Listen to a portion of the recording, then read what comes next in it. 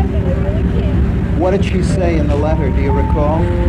Oh, I used to memorize them. Just, Elisa dear, thank you so much for the rug you hooked for me or the planter you made for me, whatever it was I used to make. And just this friend here wrote to her on my 18th birthday and tried to arrange a meeting for us. And she's been writing to me for years saying, please come to New York, please come to New York. And then all of a sudden she stopped. And I never really went up on it because I didn't think I was ready. I cry a lot. I get excited when I see her. And I guess she just stopped because she didn't come out of the house anymore. At least that's what I read.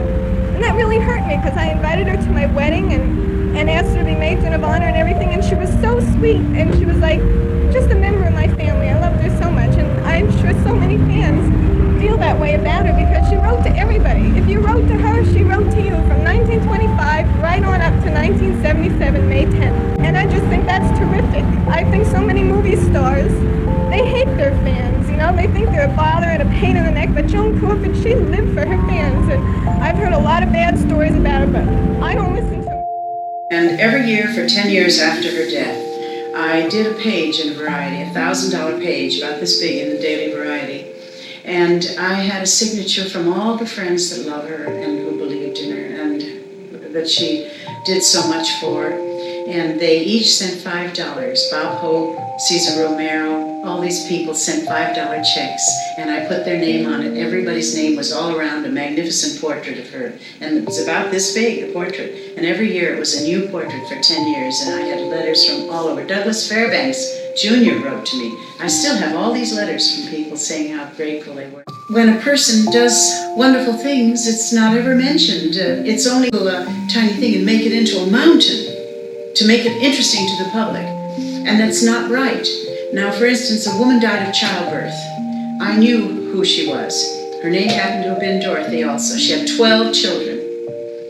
And when I told Joan, because I went to the house, they were poverty-stricken. There was no one even taking care of them. The father was a drinker, and it was just sad. And 5 of them were still in diapers, and 2 were in prison, children in prison. It was just all neglect.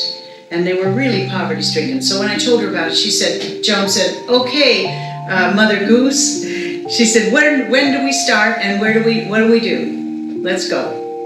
And that's how she did things. And she sent 5 carloads of the most wonderful things a child would ever want. She sent gifts to them that they'd never seen the likes of in their lives. They had no shoes. And boy, after they knew Joan Crawford, they did. Well, she did so much for people. Joan Crawford could not go to the beach like you or I could go. She couldn't do anything the average people do because she was famous as Joan Crawford, that face, wherever she went. So she'd have to stop to put on the Joan Crawford makeup. And I would say, please, let's all go to the beach today, or let's do this and that when we visit. She'd say, no, you go ahead without me. She sacrificed doing the things that she could do like we could do because she protected her image. And all she had to do was die, and her daughter destroyed her image. It's sad.